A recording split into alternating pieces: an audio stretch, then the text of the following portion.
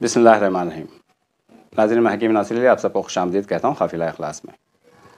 پہلے تو میں معذرت چاہوں گا کہ عید کے بہت دنوں بعد ویڈیو بنا رہا ہوں۔ اصل میں مسئلہ کیا ہوتا ہے کہ جب رمضان کا مہینہ آتا ہے نا تو بہت سارے کام پینڈنگ ہو جاتے ہیں۔ رمضان کے مہینے میں کچھ کام کر نہیں پاتے ہیں ہم لوگ، تو سارے کام مجھے رمضان کے فوراً بعد نپٹانا پڑتا ہے کیونکہ ضرورتیں زیادہ ہوتی ہیں، تو اس میں مجھے زیادہ توجہ کرنا پڑتا ہے۔ تو بہت سفر میں تھا میں، رمضان میں بھی اور رمضان کے بعد میں بھی۔ الحمدللہ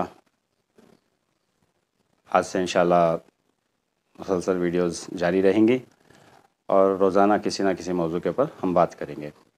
روزانہ ایک ویڈیو انشاءاللہ اپلوڈ کر دی جائے گی۔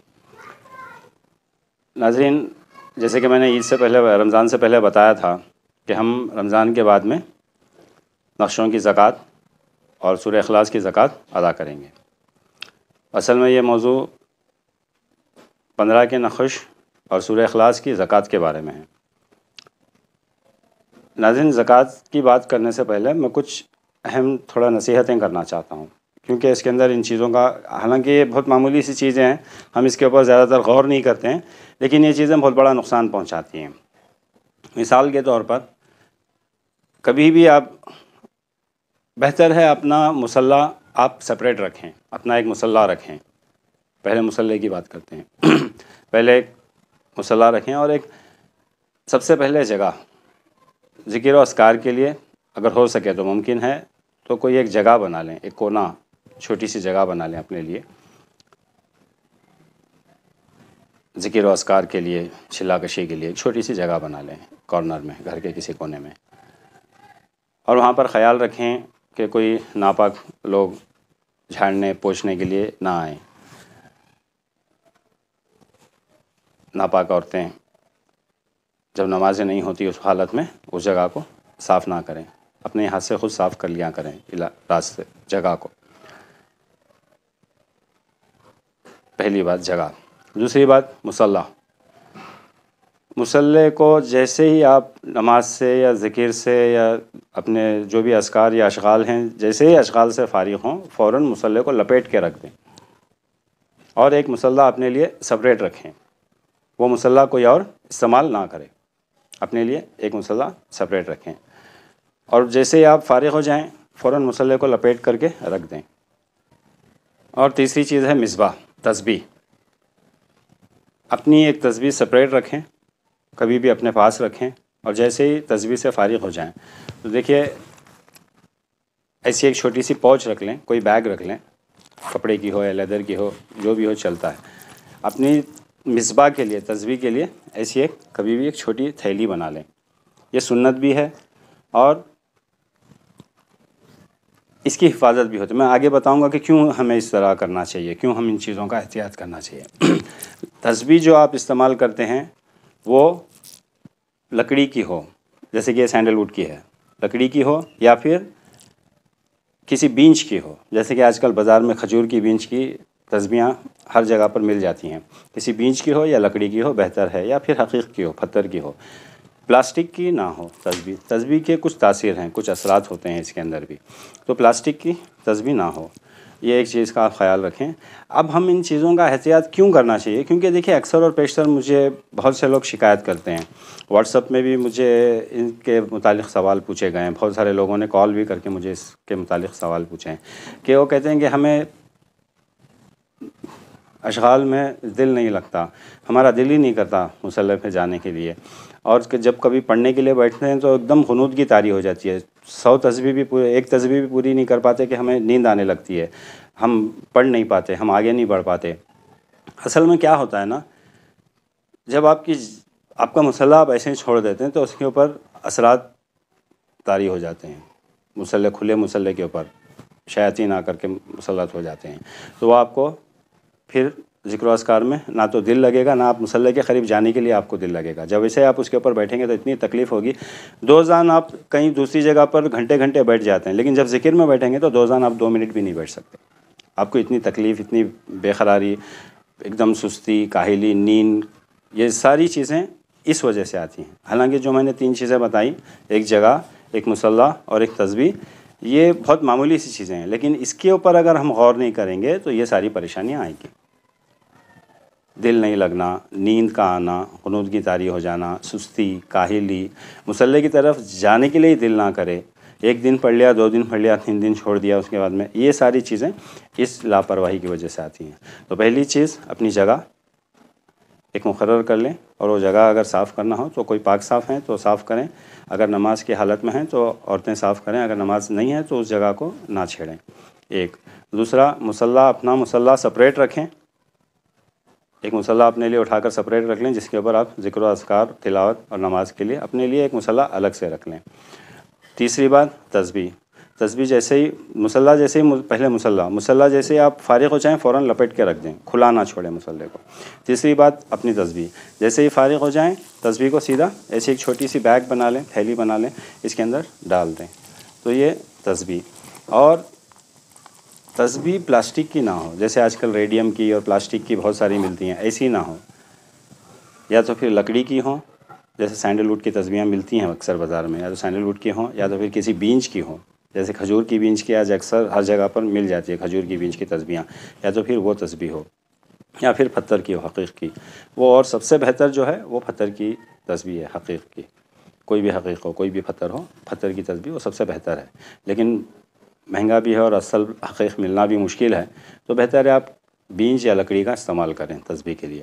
تو یہ 3 چیزوں کا آپ خاص خیال رکھیں، ان 3 چیزوں سے بہت بڑا نقصان بھی ہوتا ہے اور بہت بڑا فائدہ بھی ہوتا ہے، تو آپ ان چیزوں کا خیال کریں، اور اپنی تسبیح کو جب تیار کر لیں اپنے ہاتھوں سے خود بنائیں۔ دیکھیے اب یہ جو میں اپنے پاس تسبیح رکھا ہوں یہ 100 دانے کی تسبیح ہے، لیکن اس کے اندر میں قافلہ اخلاص کا ختم خواجگان بھی کر سکتا ہوں، میں نے اپنے حساب سے اس کو بنایا ہے تاکہ میں 10,000 تک میں اس تسبیح سے پڑھ سکتا ہوں، میں نے اس حساب سے اس کو بنایا ہے۔ تو اپنے حساب سے آپ بنا لیں، بنا کر کے اپنی ایک تسبیح کو اچھی طرح سے پہلے دھو لیں، دھونے کے بعد میں اس کو سکھا لیں، سکھانے کے بعد میں اس کو اچھی طرح سے عطر لگائیں اور کسی تھیلی میں ڈال کر رکھیں۔ تسبیح کا، مصلی کا اور جگہ کا خیال رکھیں جب آپ ذکر و اذکار کرتے ہیں، ایک بات۔ دوسری سب سے اہم بات، یہ ایک پہلا پوائنٹ تھا جس کے اندر 3 چیزیں میں نے ڈسکس کی، اب دوسری پوائنٹ، جب بھی ہم کوئی چھلا کشی کرتے ہیں یا کسی بھی چیز کی زکوٰۃ ادا کرتے ہیں، دیکھیے ایک چیز کا خاص خیال رکھیں، ہم صرف اللہ کو راضی کرنے کے لیے پڑھ رہے ہیں، دوسری کوئی نیت نہیں ہونی چاہیے، صرف اللہ کو راضی کرنے کے لیے، موکل، بھوت یہ سب اس چیزوں کے اوپر ہم کو کنسنٹریٹ نہیں کرنا ہے۔ پڑھتے دوران اگر کوئی روشنی آ رہی ہے، روشنی جا رہی ہے، کوئی پردے ہل رہے ہیں، کوئی چھاؤں آ رہی ہے، کوئی چھاؤں جا رہی ہے، یا کوئی سامنے آ کر بیٹھ گیا ایسا لگ رہا ہے، ہم کو اس طرف دھیان ہی نہیں دینا، آنکھ بند کر کے وظیفہ شروع کرنا ہے، وظیفہ ختم ہونے کے بعد میں آنکھ کھولنا ہے۔ بیچ بیچ میں اگر آپ آنکھ کھولتے رہیں گے تو آپ پڑھ نہیں پائیں گے، آپ کی زبان ہی نہیں پلٹے گی، اتنی تکلیف ہو جائے گی۔ دوسری چیز دیکھیے، آپ کی تسلی کے لیے اور اطمینان کے لیے میں ایک بات بتا دیتا ہوں، حالانکہ اس کی ساری تفصیل اگر آپ غور سے، میری ایک ویڈیو ہے جس کے اوپر میں نے بتایا موکل کیا ہے، اس ویڈیو آپ کو اوپر لنک دکھائی دے رہی ہے، آپ اس ویڈیو کو پہلے کوئی بھی وظیفہ اسٹارٹ کرنے سے پہلے اس ویڈیو کو پوری کمپلیٹلی دیکھ لیں، اس کے اندر میں نے موکلات کے بارے میں ساری تفصیل بتائی ہے، موکل کون ہے، موکل کیسا ہے، موکل کو کیسے کریٹ کیا جاتا ہے، موکل کی اصل میں حقیقت کیا ہے، میں نے ادھر تک کہ آپ اس کے کمنٹس بھی پڑھیں، بہت سارے لوگوں نے شکر ادا کیا ہے کہ سارے انٹرنیٹ کے اوپر، یوٹیوب کے اوپر ہم نے سرچ کر لیا، لیکن موکل کی جتنی تفصیل اس ویڈیو میں ملی ہے، اللہ کے فضل و کرم سے ہمیں موکل کی تفصیل کہیں نہیں ملی، الگ الگ حساب سے موکل کی حقیقت کو کسی نے بیان نہیں کیا ہے، آپ اس ویڈیو میں دیکھ لیں، آپ کو پتہ چل جائے گا کہ موکل اصل میں ہے کیا۔ یہاں پر میں آپ کی تسلی کے لیے ایک بات بتا دیتا ہوں، دیکھیں میں جو آپ کو طریقہ سکھا رہا ہوں، جس طریقے سے میرے بزرگوں نے مجھے لے کر چلا ہے، میں اسی طریقے سے آپ قافلہ اخلاص کو لے کر چلنا چاہتا ہوں۔ جو عطا اللہ کی طرف سے ہوتی ہے نا، میں نے موکل کی تفصیل پوری بتائی ہے، پھر بھی میں تھوڑی آپ کے اطمینان کے لیے یہاں پر ایک بات بتا دیتا ہوں چھلا کشی اسٹارٹ کرنے سے پہلے۔ دیکھیے فار ایگزامپل، ہم کسی نیت کرتے ہیں، کوئی نیت کرتے ہیں موکل کی یا کسی کی، اور ہم اس کی زکوٰۃ ادا کرتے ہیں، موکل حاصل کرنے کے لیے ہم کوئی چھلا کشی کرتے ہیں۔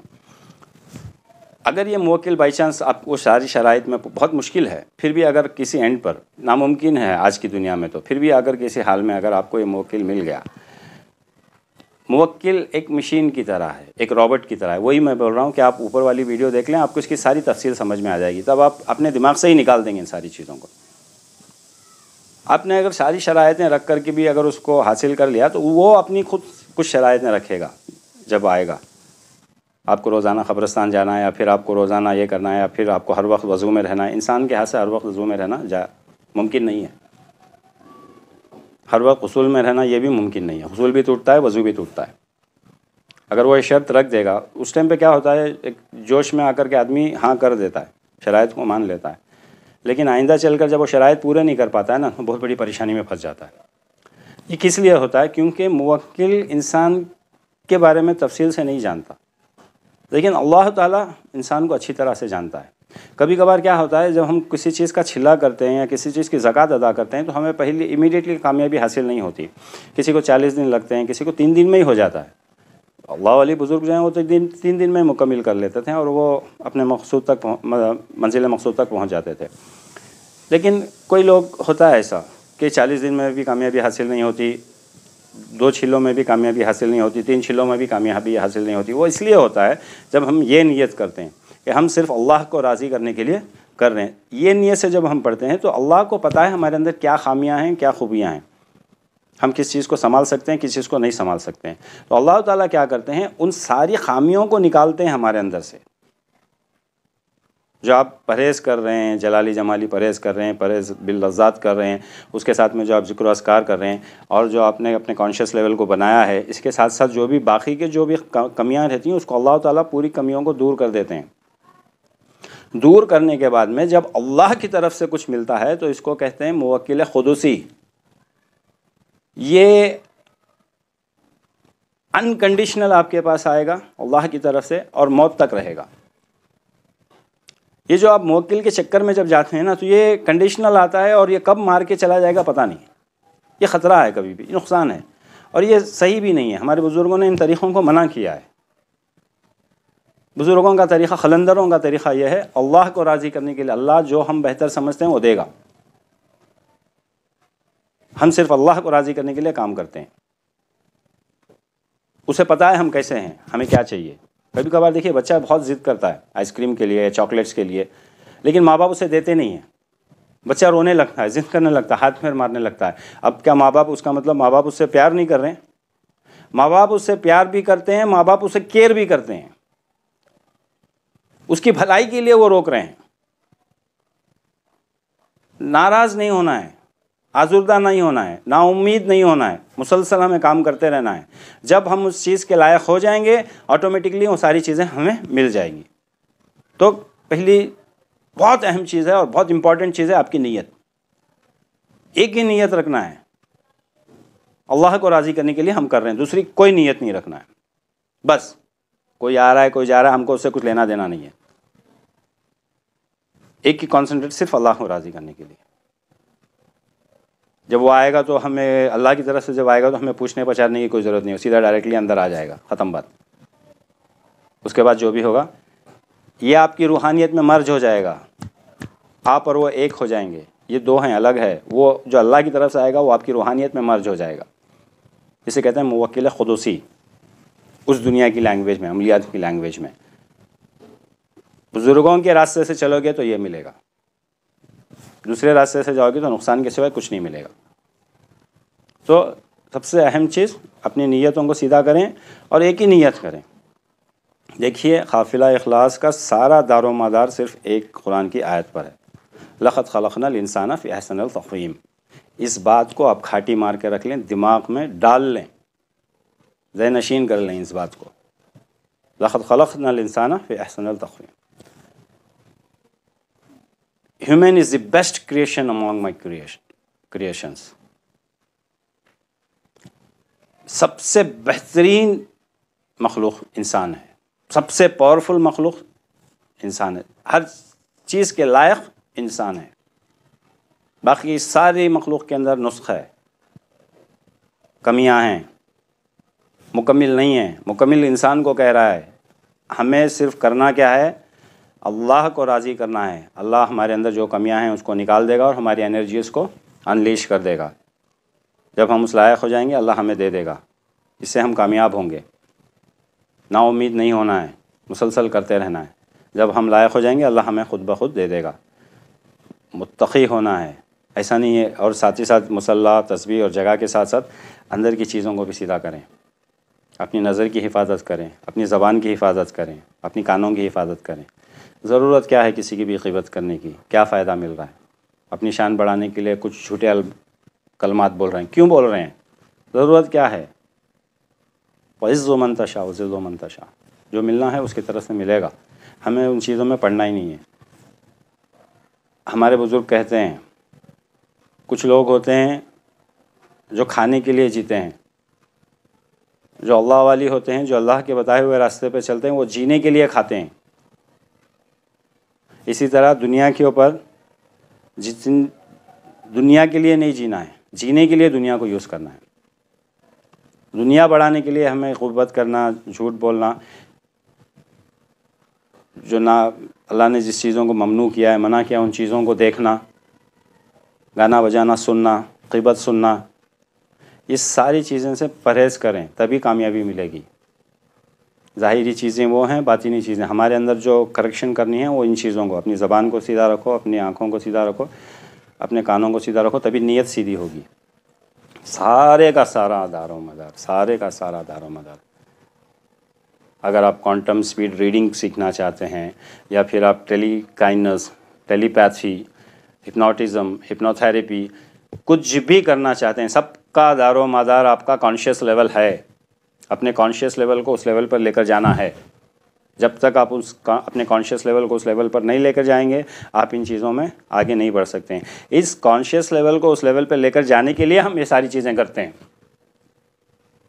آج جو ہم نے میڈیٹیشن کا جو سیکنڈ سٹیج میں نے بتایا ہے، حرفوں کو پہلے جوڑو، اس کے بعد میں اسے زوم ان کرو، زوم آؤٹ کرو، پھر اس کے کلر چینجز کرو. آج آپ آنکھ بند کر کے گمان کر رہے ہیں کہ حروف جڑ رہے ہیں، پھر اس کے بعد میں زوم آؤٹ ہو رہا ہے، پھر زوم ان ہو رہا ہے، پھر اس کے بعد میں آ کر اس کے کلر چینج کر رہے ہیں. آپ آنکھ بند کر کے دیکھ رہے ہیں. ایک دن ایسا آئے گا آپ کھلی آنکھ میں صرف توجہ ڈال کر اپنے گمان میں یہ بات رکھیں گے کہ فلانا آدمی میرے پاس چل کر آئے. صرف ایسی کھلی آنکھوں سے دیکھیں گے، وہ سیدھا آپ کو دشمن ہی ہوگا، آپ کے سامنے سیدھا آ کر کے سرنڈر کر دے گا. ایک وقت ایسا آئے گا. یہ پریکٹسز اس لیے کرائی جا رہی ہیں. کوانٹم سپیڈ ریڈنگ، ٹیلی کائنڈنس، ٹیلی پیتھی، یہ ساری چیزیں یہیں سے شروع ہوتی ہیں. اپنے کانشیس لیول کو سیدھا رکھو، ایک بات. دوسری بات، یقین پکا رکھو، کرنے کرانے والی ذات وہ ہے اور وہ کرے گا.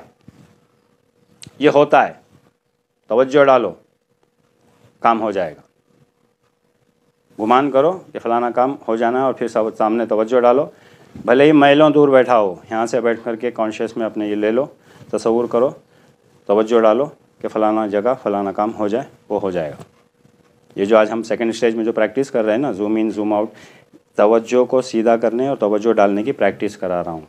ٹیلی کائنڈنس، ٹیلی پیتھی، ہپنوتھیراپی، ہپنوٹزم، اس ساری چیزوں کے آپ کو گھر بیٹھے سکھایا جا رہا ہے. اللہ کے لیے اس کی قدر کریں اور اس کو کریں. آج کا وقت بہت خراب ہے. دجال کا سب سے بڑا وار کیا ہوا؟ انسان کو اسپریچولیٹی سے الگ کر دیا، روحانیت سے الگ کر دیا. آج انسان صرف ایک آنکھ بند ہے، روحانیت کی آنکھ بند کر دیا اور میٹیریل کی دنیا میں، اسباب کی دنیا میں گم ہے. یہ نہیں ہے، دوسری دنیا بھی ہے. جب تک آپ اس کو اچیو نہیں کریں گے، اپنے گولز اچیو نہیں کر سکیں گے. تو پلیز کانسنٹریٹ کریں، محنت کریں. میرا کام ہے آپ تک بات کو پہنچانا، آگے آپ کی مرضی ہے. تو کانشیس لیول کو اس لیول پہ ہمیں لے کر جانا ہے، یقین کو پکا کرنا ہے. پھر آتا ہے گمان، نیت، اس کو سیدھا کرنا ہے. تو یہاں پر اسی لیے میں بتا رہا ہوں، اپنی نیت میں صرف ایک ہی بات رکھو، اللہ کو راضی کرنے کے لیے ہم یہ کر رہے ہیں، بس ہماری دوسری کوئی منشا نہیں ہے. تو ان چیزوں کا خاص خیال رکھیں. نیت، خاص کر نیت کے اوپر کانسنٹریٹ کریں کہ میں صرف اللہ کو راضی کرنے کے لیے پڑھ رہا ہوں بس. تو اب آتے ہیں زکوٰۃ کے اوپر. اب ہم کیا کریں گے 15 دنوں تک، 15 کے نقش کی جو 4 چالیں میں نے دکھائی ہیں، نقش اور علم عدد کے پلے فولڈر میں دیکھ لیں، چاروں چال میں نے وہاں پر بتائی ہے. ہر چال کے روزانہ 15 نقشے جو ہوتے ہیں 60 نقشے. ایک چال کے اگر آپ 15 نقشے لکھتے ہیں تو 4 چالوں کے 60 نقشے ہو گئے. 60 نقشے آپ 15 دن تک لکھیں گے. یہ چالوں کو دماغ میں بٹھانے کے لیے ہے تاکہ چاروں چال آپ کی دماغ میں بیٹھ جائے. میکسیمم جو محنت ہوتی ہے وہ آتشی چال کے اوپر ہوتی ہے. تو ہم 15 دن تک کیا کریں گے، 15 کے نقشے کی چاروں چال کے 15 نقشے لکھیں گے. 15 نقشے کہیں زمین میں گاڑیں گے، 15 نقشے کہیں اونچے پیڑ پر لٹکا دیں گے. کوئی بہتر ہے پھلدار ہو، کانٹے دار یا کوئی نیم کا ایسا جھاڑ نہ ہو، کوئی پھلدار درخت ہو. ایسے درخت پر روزانہ اگر آپ نہیں کر سکتے ہیں تو 15 دن تک سارے نقشے لکھ کر جمع کر لیں. ایک ہی بار بھی کر سکتے ہیں آپ، سارے نقشوں کو ایک ہی بار میں باندھا اور سیدھا کسی جھاڑ پہ لٹکا دیا، یہ بھی کر سکتے ہیں آپ. 15 نقشے آتشی، بادی، خاکی،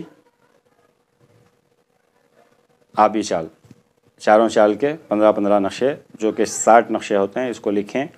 آتشی نقشوں کو جلا دیں. اور زکوٰۃ جب دیتے ہیں ہم کسی نقشے کی تو اس میں اوپر 786 نہیں لکھتے ہیں، صرف نقشہ 15 کا نقشہ 1 سے اسٹارٹ کیا، بس نقشہ لکھیں گے. اس کے اوپر 786 بسم اللہ لکھنے کی ضرورت نہیں ہے، صرف نقشے لکھیں گے. تو آتشی چال کے جو نقشے لکھیں گے اس کو جلا دیں. آبی چال کے جو نقشے لکھیں گے اس کی آٹے کی گولیاں بنائیں. گولیاں بنا کر کے اس کو کسی پانی میں جہاں پر مچھلیاں ہوں اس پانی میں اس گولیوں کو ڈال دیں.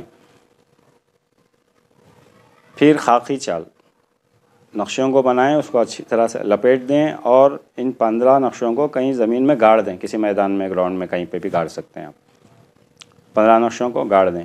15 نقشوں کو کیا کریں، کسی اونچے پیڑ کے اوپر لٹکا دیں. روزانہ اگر آپ یہ کام نہیں کر سکتے ہیں تو 15 دن کے سارے نقشے جما لیں. جمانے کے بعد میں ان سارے نقشوں کو ایک ہی ساتھ میں لے کے جا کے بھی آپ ڈسپوز کر سکتے ہیں. ایک ہی ساتھ میں جلا دو، ایک ہی ساتھ میں پانی میں ڈالو، ایک ساتھ میں لٹکا دو، ایک ساتھ میں گاڑ دو. تو یہ ہو گئی، آپ چالوں کو سیکھ لیا، چالوں کی تاثیر کے حساب سے اس کے حق بھی ادا کر دیے. جلالی جمالی پرہیز کے ساتھ کرنا ہے، پوری طرح سے توجہ صرف نقشے کے اوپر ہونا ہے، دوسری کوئی چیز دھیان میں نہیں آنی چاہیے. اسی کے لیے اتنی جو پریکٹس کروائی گئی ہے نقطہ بینی کی، حبس دم کی اور مراقبے کی. مراقبہ بہت امپارٹنٹ ہے. سارے کام جو ہوتے ہیں، دیکھیں نقطہ بینی ایک سٹیج پر ہم روک دیں گے، حبس دم بھی ایک سٹیج پر روک دیں گے ہم، لیکن مراقبہ اینڈنگ تک چلے گا، آپ کی موت تک مراقبہ چلے گا. سارے کام مراقبے سے ہی ہوتے ہیں. مراقبے سے ہی لطائف کو بھی جاری کیا جاتا ہے، مراقبے سے ہی لطائف میں آگے کے کام کیے جاتے ہیں. اور اس کے ساتھ ایک اور ایڈوائز بھی دے دیتا ہوں کہ بہتر ہے کسی نیک شیخ پیر کی تلاش کریں اور اس سے بیعت کر لیں. میں نے اگلی ویڈیو جو ہوگی اس کے اندر فیک پیر، ڈھونگی پیر اور اصلی پیر کے بارے میں تھوڑا خلاصہ کروں گا، کیونکہ آج یہ بہت بڑا فتنہ بن چکا ہے اور بہت سارے لوگوں کو میں نے دیکھا ہے. 100 میں جب میں 99 لوگوں سے ملتا ہوں تو ان کی باتیں سن کے مجھے حیران پریشان ہو جاتا ہوں میں کہ اللہ، ان کو ابھی موت کا، یعنی جو پیر ہیں جو ان کو بول رہے ہیں تربیت کر رہے ہیں، ان کو ہوش ہی نہیں ہے. یہ اپنے خیال سے نکال چکے ہیں کہ ان کو مرنا ہے اور جواب دینا ہے اللہ کو، نکال ہی چکے ہیں اپنے دماغ سے. تو میں انشاءاللہ اگلی ویڈیو جو ہماری بنے گی وہ فیک پیرز کے اوپر بنے گی کہ صحیح پیر اور فیک پیر میں کیا فرق ہے اور اس کو کس طرح تلاش کریں. تو اگلی ویڈیو میں اس میں بتاؤں گا. تو پہلے کسی نیک لوگ سے، نیک بزرگ سے بیعت کر لیں، یہ بہت ضروری ہے. ہو سکے تو تلاش کریں کہ کوئی بہتر نقش بندی بزرگ سے کر لیں، کیونکہ آج کچھ بزرگ ہیں جو نقش بندی سلسلے میں پرفیکٹ کام کرتے ہیں. چشتیہ اور قادریہ میں کیا کیے ہیں، بہت سارے لوگوں نے اپنے حساب سے تھوڑی بہت ساری چینجز کر دی ہیں. خیر چینجز کر کے بھی اگر وہ اس کو اس ڈھنگ سے سکھاتے ہیں تو اچھی بات ہے، وہ بھی نہیں کرتے ہیں. تو اس کے بارے میں ہم اگلی ویڈیو میں بات کریں گے انشاءاللہ. تو 15 نقشے جلالی جمالی پرہیز کے ساتھ کرنا ہے. دھیان صرف نقشے کے اوپر، دوسری کوئی چیز ہمارے دھیان میں نہیں آنی چاہیے. کوئی بھی ڈائریکشن میں بیٹھو، کوئی فرق نہیں پڑتا. جیسے کہ ذرا لوگ بتاتے ہیں اس ڈائریکشن میں بیٹھنا ہے، اس ڈائریکشن میں بیٹھنا ہے، اس وقت میں لکھنا ہے، اس وقت میں نہیں ہے. بھائی آپ کسی پیشنٹ کو اگر کہیں اس کی جگہ پہ جا رہے ہو اور اس کو نقشہ لکھ کے دینا ہے تو کیا آپ دیکھیں گے یہ شمال کدھر ہے، مشرق کدھر ہے، مغرب کدھر ہے؟ کچھ باتیں کرو تو کچھ سمجھ میں بھی آئے لاجیکلی. رجال الغیب کے اوپر زیادہ تر کانسنٹریٹ کرتے. میں نے بتایا نا یہ علم العدد کے چکر میں جو پرانے جو لوگ تھے جو actually expansion of the world کو سمجھ نہیں پا رہے تھے وہ لوگ اس کے پیچھے بھاگ رہے تھے. یہ ضروری نہیں ہے. رجال الغیب تب ریا کریں گے جب آپ غیر فطرتی کام، کوئی برا کام، کوئی گندا کام کر رہے ہیں. تو جو یہ سفلی عامل ہوتے ہیں نا ان کو ان سب چیزوں پہ خیال رکھنا ضروری ہے. جو خدوسی عامل ہوتے ہیں جو بزرگوں کے بتائے ہوئے طریقے پہ جاتے ہیں ان کو ان چیزوں پہ دھیان کرنے کی کوئی ضرورت نہیں ہے. کسی کو بچانے کے لیے، کسی کی مدد کرنے کے لیے اگر آپ کام کر رہے ہیں، اگر وہ رانگ ٹائم بھی ہوگا تو رجال الغیب اس کو ایڈجسٹمنٹ کر لیں گے، اس حساب سے وہ آپ کو کام کر کے دے دیں گے. کیونکہ ہمارے سربراہ جو ہیں وہ سارے رجال الغیب کے سردار ہیں. رجال الغیب کے سردار ہیں، وہ قطب المدار ہیں، وہ قطب العالم ہیں وہ. تو آپ کو اس ڈائریکشن اور رجال الغیب کے کانسیپٹ میں نہیں پڑھنا ہے، اپنے دماغ کو خراب نہیں کرنا ہے. یہ بیکار میں یوز لیس کانسیپٹ ہے. میں کبھی اس کے اوپر چل رہا ہے وہ ہمارا سیریز رجال الغیب کا. جب وہ اینڈنگ میں جب وہ اس پوائنٹ پہ آؤں گا تو میں اس کے بارے میں بھی تفصیل سے سمجھاؤں گا انشاءاللہ. تو سمجھ گئے آپ 15 نقشے کس طرح لکھنا ہے، کتنے دن تک لکھنا ہے، اور نقشوں کو لکھنے کے بعد میں کیا کرنا ہے. یہ صرف ہم چاروں چالیں اپنی دماغ میں بٹھانے کے لیے، ذہن نشین کرنے کے لیے ہم اس کو اس طرح سے 15 دن میں 15 زکوٰۃ چاروں کی ادا کر رہے ہیں، تاکہ کبھی خاکی نقشہ لکھنا پڑ جائے تب بھی لکھ سکتے ہیں آپ، کیونکہ آپ نے زکوٰۃ ادا کی ہے، یو کین یوز اٹ. کبھی بادی لکھنا ہے بادی بھی لکھ سکتے ہیں، آبی لکھنا ہے آبی بھی لکھ سکتے ہیں.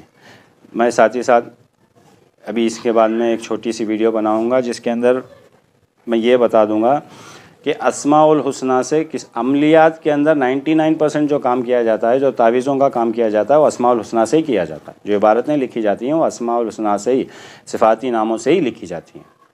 اسی کے لیے میں اسماء الحسنہ کی ایک سیریز چلا رہا ہوں جس کے اندر میں ساری تفصیل بتا رہا ہوں کون سے نام کی کیا کیا تاثیر ہیں، ان کے نقشے کیسے ہیں اور کون سے نقشے کہاں کہاں استعمال کیے جاتے ہیں. یہ اسماء الحسنہ کی سیریز میں اسی لیے چلا رہا ہوں کیونکہ 99% اسماء الحسنہ سے ہی، بھلے ہی آپ عامل چہل کاف کے ہوں یا سورہ مزمل کے ہوں یا سورہ اخلاص کے ہوں یا آیت خطوب کے ہوں، کسی کے بھی ہوں، عبارتیں میں اکثر آ کر کے اسماء الحسنہ ہی یوز کیا جاتا ہے. اور بہت سارے کام ایسے ہیں جس کے اندر آ کر کے ایک وقت کا چھلا، ایک وقت کی زکوٰۃ ادا کر کے اسماء الحسنہ کی وہ کام کیا جاتا ہے پرٹیکولرلی، بہت سارے کام. اور میں بول رہا ہوں نا بڑے بڑے چھلا کرنے کی ضرورت نہیں ہے اگر آپ اسماء الحسنہ کے اوپر مہارت حاصل کر لیں تو.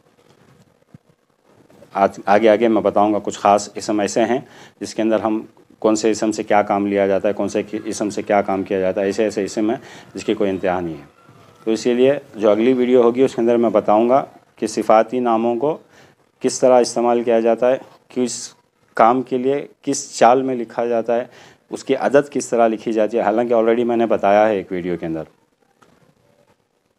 نقشوں کی ویڈیو کے اندر میں نے آلریڈی بتایا ہے کہ حب کے لیے کتنے عدد کی چال لکھی جاتی ہے، جدائی کے لیے کتنی عدد کی چال لکھی جاتی ہے، زبان بندی کے لیے کتنی عدد کی چال لکھی جاتی ہے. تو بہت سارے لوگوں نے مجھ سے کہا کہ حضرت آپ تھوڑا ایک بار پریکٹیکلی ہم کو ایک نقشہ بنا کر کے بتا دیں تو ہماری سمجھ میں آسانی سے آ جائے.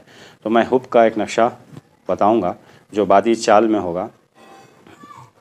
اسماء صفات کو استعمال کس طرح کرتے ہیں، اس کی عدد کو کس طرح مکس کرتے ہیں اور کون سی چال میں کیسے کیسے لکھتے ہیں، یہ ساری تفصیل اگر میں اس نقشے کو بتاؤں گا تو آپ کو سارے نقشے سمجھ میں آ جائیں گے کہ آتشی چال میں اگر لکھنا ہے تو اس کو کیسے لکھیں گے، اگر بادی چال میں لکھنا ہے تو کیسے لکھیں گے. تو میں اسی لیے یہ والا حب کا ایک نقشہ ابھی نیکسٹ ویڈیو میں آپ کو میں بتا دوں گا انشاءاللہ. حب کے لیے نقشہ جو مجرب ہے، جو میرا آزمایا ہوا ہے بہت سارے وقت میں نے اس کو بس حب کے لیے ہی نہیں بہت سارے کاموں میں استعمال ہوتا ہے. یہ مخلب القلوب کا وظیفہ ہے تو یہ بہت سارے کاموں میں استعمال ہوتا ہے. تو میں انشاءاللہ اس کا نقشہ بنا کر کے بتاؤں گا کہ ترتیب کیا ہے. تو اس میں بہت ساری چیزیں آپ کی سمجھ میں آ جائیں گی کہ اسماء الحسنہ کو کس طرح عملیات میں استعمال کیا جاتا ہے. ساری باتیں آپ کو اس میں سمجھ میں آ جائیں گی. عبارتیں کس طرح لکھی جاتی ہیں، نقشے کے اندر کس طرح عدد کو ایڈ کیا جاتا ہے، ساری بات اس میں سمجھ میں آ جائے گی وہ ایک چال میں. اسی لیے میں اس کو پرٹیکولرلی یوز کر رہا ہوں اور میں یوز کرنا چاہتا ہوں. تو ہو گئی یہ ایک بات. دوسری بات، ساتھ ہی ساتھ آپ اور ایک کام بھی کریں گے. 1101 کی عدد میں سورہ اخلاص پڑھیں گے 15 دن تک. 1101 کی عدد میں سورہ اخلاص بھی پڑھیں گے. اس کے بعد میں ہم 1101 کی عدد کا مکمل آ کر کے ایک چھلا کریں گے سورہ اخلاص کا. تو یہ 1101 کی عدد میں جو ہم سورہ اخلاص پڑھ رہے ہیں یہ پریکٹس کریں گے اس کے اندر، نیت یہی ہوگی اللہ کو راضی کرنے کے لیے ہم 15 دن تک نقشوں کی زکوٰۃ بھی ادا کرتے رہیں گے، ایسے جیسے کہ آپ پرہیز کے ساتھ یہ کام کر رہے ہیں، تو ساتھ ہی ساتھ آپ سورہ اخلاص کی پریکٹس بھی کر لیں گے 1101 کی عدد میں آسانی سے آپ پڑھ سکیں۔ تو 15 دن تک آپ 1101 کی عدد میں ایک وقت مقرر کر لیں، جگہ مقرر کر لیں، وقت اور جگہ ایک ہی ہونی چاہیے۔ اگر آج رات کو آپ نے 10 بجے اسٹارٹ کیا ہے تو کل برابر 10 بجے اسی جگہ پر اسٹارٹ کرنا ہے آپ کو 15 دن تک۔ جگہ وقت ایک ہی ہونا چاہیے سورہ اخلاص کے لیے، یاد رکھ لیں آپ۔ بسم اللہ صرف ایک بار اسٹارٹنگ میں پڑھیں گے، اس کے بعد میں آپ بسم اللہ نہیں پڑھیں گے آخر میں۔ پہلے درود ابراہیم پڑھیں گے 3 مرتبہ، پھر اس کے بعد میں آخر میں 3 مرتبہ درود ابراہیم پڑھیں گے۔ سورہ اخلاص کے اندر کامیابی حاصل کرنے کے لیے میں سورہ اخلاص کے اوپر بات کروں گا، 4-5 گھنٹے کی ویڈیو بھی بن جائے تب بھی آ کر کے کمی ہے سورہ اخلاص کے بارے میں بات کرنا۔ ایک بات میں آپ کو بتا دیتا ہوں، یاد رکھ لیجئے، جو اس کے اندر سب سے اہم ہے۔ سورہ اخلاص پڑھنے کی ہدایت اللہ تعالیٰ کسی کو دینے سے پہلے اس کا نام اگر جہنمی میں اس کا نام لکھ دیا گیا ہے تو جب تک وہاں سے نام نہیں نکالتے تب تک اس کو سورہ اخلاص پڑھنے کی ہدایت نہیں ہوگی۔ میرا کام ہے بتانا، لیکن اللہ جس کو ہدایت دے گا وہی پڑھ سکے گا۔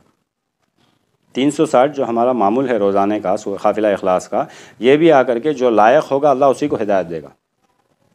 اگر وہ جہنمی ہے تو اللہ تعالیٰ سب سے پہلے اس کا نام جہنمی سے نکالے گا اس فہرست سے، اس کے بعد میں اس کو سورہ اخلاص پڑھنے کی ہدایت دے گا۔ تو یہ بات آپ ذہن نشین کر لیں، ہر ایک کو اللہ سورہ اخلاص پڑھنے کی اجازت نہیں دیتا۔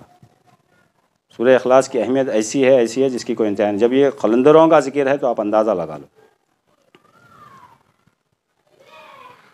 اللہ الصمد کی ساری تجلیات ہیں جو ہم آج ساری دنیا جو دیکھ رہے ہیں، ساری کائنات جو دیکھ رہے ہیں، سارے قرآن میں ایک مرتبہ استعمال کیا گیا ہے، معمولی نام نہیں ہے یہ۔ اللہ اکبر، اللہ اکبر۔ سورہ اخلاص کی ہدایت اللہ دینے سے پہلے کسی کو اگر وہ جہنمی ہے تو اس کا نام وہاں سے ہٹا دیتے ہیں، اس کے بعد میں اسے سورہ اخلاص پڑھنے کی ہدایت ہوتی ہے۔ تو اس کو پڑھنے کی کوشش کریں۔ اس کے فضیلت کے اوپر انشاءاللہ ہم ایک ویڈیو بنائیں گے اور اس کے اوپر بات کریں گے، پتہ نہیں مجھے کتنے گھنٹے لگیں گے، مختصر میں بات کرنے کی کوشش کروں گا اس کے فیض و برکات کے بارے میں اور اس کی فضیلتوں کے بارے میں انشاءاللہ۔ تو 1101 کی عدد میں 15 دن تک ہم سورہ اخلاص پڑھیں گے۔ پڑھنے کے بعد میں ایسا کریں گے کہ اللہ آپ کے فضل و کرم سے جو ہم نے سورہ اخلاص پڑھا ہے اس کا اجر و ثواب اپنے فضل و کرم سے حضرت سیدنا دادا ترچی رحمۃ اللہ علیہ کی خدمت میں ہدیتاً پہنچا دیجیے۔ اے اللہ سورہ اخلاص کی برکت سے اور دادا کی برکت سے اس راستے میں مجھے کامیابی عطا فرما۔ یہ دعا آپ کر سکتے ہیں، اس کے فیض و برکات مجھے بھی عطا فرما، یہ بھی آپ مانگ سکتے ہیں۔ تو پڑھنے کے بعد میں آپ کو یہ دعا کرنا ہے۔ ساتھ ہی ساتھ اور ایک بات بھی میں بتا دیتا ہوں، اگر آپ کے کوئی پیر و مرشد ہیں جو انتقال ہو چکے ہیں تو آپ اس کے ساتھ میں ان کو بھی بخش سکتے ہیں۔ جب آئیڈیلی آپ پڑھتے ہیں، جب آپ زکوٰۃ ادا کرتے ہیں تو آپ صرف دادا کو بخشیں گے۔ بس میں ایک نیٹ ورک کو آ کر کے برٹشرز کالونیلز کے آنے کے بعد میں جو روحانیت کو ڈسکنیکٹ کر دیا ہے پبلک سے، فیض آج بھی وہاں سے جاری ہے، ہم لے نہیں پا رہے ہیں۔ شیلڈ ہم نے اپنے اطراف لگا لی ہے، وہاں پر نہیں ہے۔ فیض آج بھی جاری ہے، ہم لے نہیں پا رہے ہیں۔ ہم کو صرف اس نیٹ ورک کو کھولنا ہے اور اس نیٹ ورک کو جوڑنا ہے۔ تو اگر آپ کے کوئی پیر و مرشد پردہ کر گئے ہیں، آپ ان کو بھی ہدیہ کر سکتے ہیں، ساتھ میں دادا کو بھی ہدیہ کر سکتے ہیں۔ یا پھر آپ جس محلے میں علاقے میں رہتے ہیں وہاں پہ کوئی درگاہ ہے، کوئی ولی ہے، بزرگ ہے، جہاں پر آپ اکثر وزٹ کرتے ہیں، زیارت کرتے ہیں، یا پھر آپ کا کچھ روحانی تعلق ہے، دل لگا ہوا ہے، بچپن سے آپ وہاں جاتے ہیں، یا پھر آپ کے محلے میں ہونے کی وجہ سے آپ ان کے کانٹیکٹ میں زیادہ رہتے ہیں، تو آپ ان کو بھی بخشیں گے اور دادا کو بھی بخشیں گے، 2 لوگوں کو بخشیں گے جب آپ نارملی پڑھتے ہیں۔ لیکن جب آپ زکوٰۃ ادا کر رہے ہیں تو آپ صرف دادا کو بخشیں گے۔ یہ اس لیے تاکہ آپ کا نیٹ ورک، اس بزرگ کا نیٹ ورک، دادا کا نیٹ ورک، یہ سارا نیٹ ورک جڑ جائے۔ آپ کو آگے چلتے چلتے آپ کو پتہ چلے گا کہ یہ اصل میں فتنہ دجال کے کتنے بڑے جال کو توڑ رہے ہیں، اس کے اوپر کتنے بڑے جال کے اوپر محنت کر رہے ہیں، آپ کو آگے پتہ چلے گا۔ اب فی الحال آپ اتنا ہی کریں گے، جب آپ جنرلی پڑھ رہے ہیں تو آپ نے اس بزرگ سے جس سے آپ کا زیادہ تعلق ہے، یا پھر اپنے پیر و مرشد جن کا انتقال ہو چکا ہے، یا پھر آپ کے علاقے میں جو درگاہ ہے، کوئی ولی کی، بزرگ کی درگاہ ہے، آپ کا اکثر وہاں پہ آنا جانا رہا ہے یا کانٹیکٹ رہا ہے، تو آپ ان کو بھی بخشیں گے اور دادا کو بھی بخشیں گے۔ یہاں سے وہاں اس کو کنیکٹ کرنا ہے ہم کو. بہت سارے بزرگ سمجھ بھی گئے ہوں گے، بہت سارے کہ ہم ایکچوئل ہمارا مقصد کیا ہے اور ہم کیا کرنا چاہ رہے ہیں. تو انشاءاللہ اجازت دیں، اگر کچھ بھی ڈاؤٹ ہو تو مجھے کمنٹ باکس میں کمنٹ کر کے بتا دیا کریں. السلام علیکم ورحمۃ اللہ وبرکاتہ.